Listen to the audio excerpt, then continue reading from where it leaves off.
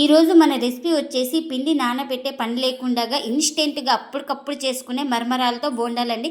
ఈ బోండాలు వచ్చేసి చాలా టేస్ట్గా చాలా స్మూత్గా అయితే ఉంటాయి.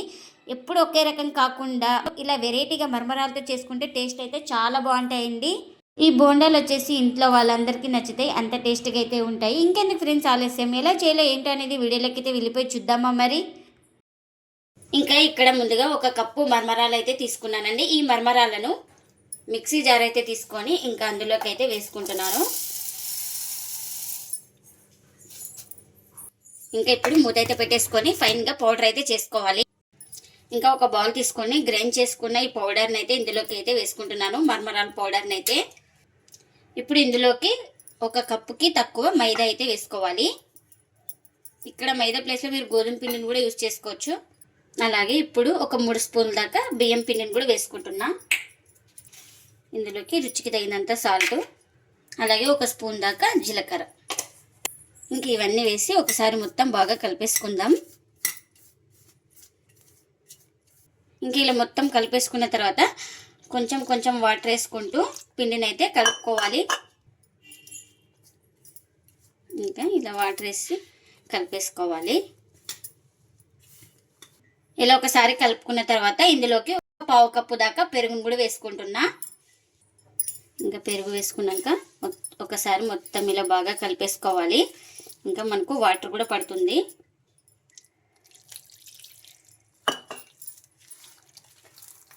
ఒకటేసారి వేయకూడదు, వాటర్ కాస్త కాస్త వేసుకొని బాగా కలిపేసుకోవాలి. ఇంక ఇలా మొత్తం బాగా కలిపేసుకున్న తర్వాత ఇప్పుడు ఇందులోకి 1/4 టీ స్పూన్ దాకా వంట సోడానైతే వేసుకోవాలి. ఇంకా ఇలా సోడా పొడి వేసుకున్న తర్వాత కాస్త వాటర్ అయితే వేసుకుంటున్నాను. ఇలా వాటర్ సోడా పొడి మొత్తం వేసుకొని ఇలా బాగా కలిపేసుకోవాలి. మనకు బోండాలు పిండి ఎలా కలుపుతామో అలా ఉండాలి. పిండి అయితే మనకు కొంచెం జారుగానే ఉండాలి, అప్పుడే బోండాలు అయితే సాఫ్ట్గా వస్తాయి మనకు.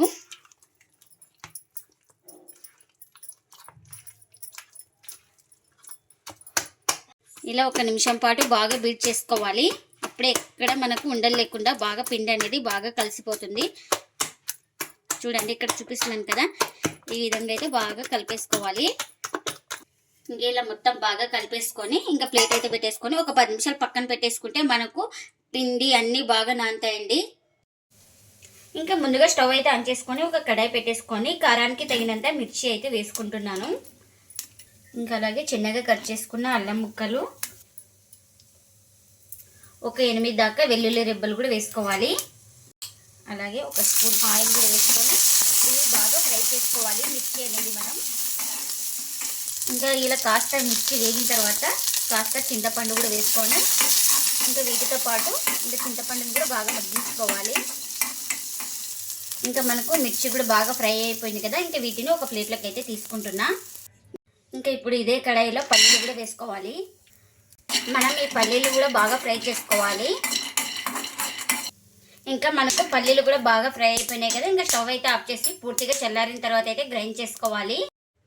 ఇంకా ఇప్పుడు ఒక మిక్సీ జార్ అయితే తీసుకొని ఇంకా చల్లారిన తర్వాత అయితే ముందుగా మిర్చి అవన్నీ వేసుకుంటున్నాను.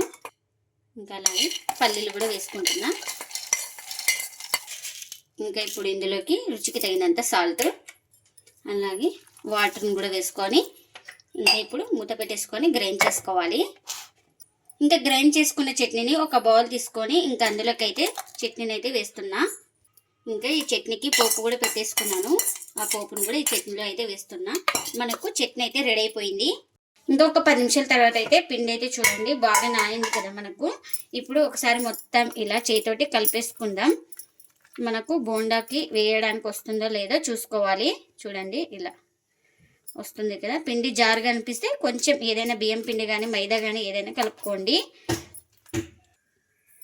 ఇంకా ఆయిల్ కూడా పెట్టేసుకున్నాను, ఆయిల్ కూడా హీట్ అయింది మనకు. ఇంకా ఇప్పుడు బోండాలు అయితే వేస్తున్నా.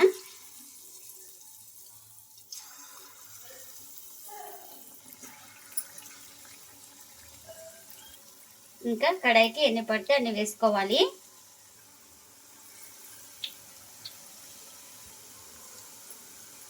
ఇంకా ఒక సైడ్ కాలిన తర్వాత అయితే ఇలా ఇంకొక వైపుకు టర్న్ చేసుకోవాలి నిదానంగా. ఇంకా బోండాలు అటు ఇటు తిప్పుకుంటూ బాగా ఫ్రై చేసుకోవాలి. ఇంకా ఈ బోండాలు అయితే మనకు రెడీ అయిపోయినాయండి. బాగా మంటను స్లిమ్లో పెట్టేసుకొని బాగా ఫ్రై చేసుకోవాలి. అప్పుడే లోపల దాకా ఈ బోండాలు అనేది బాగా ఫ్రై అయిపోతాయి మనకు. ఇంకా ఇప్పుడు ఒక ప్లేట్లోకి అయితే తీసుకుంటున్నా ఇలా రెడీ అయిపోయిన వాటిని.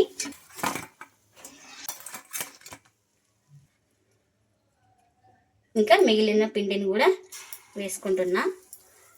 మనకు చిన్నగా కావాలంటే చిన్నగా, ఇంకా కొంచెం మీడియం సైజ్ కావాలంటే మీడియం సైజ్ కూడా వేసుకోవచ్చు ఈ బోండాలు అయితే మనకు.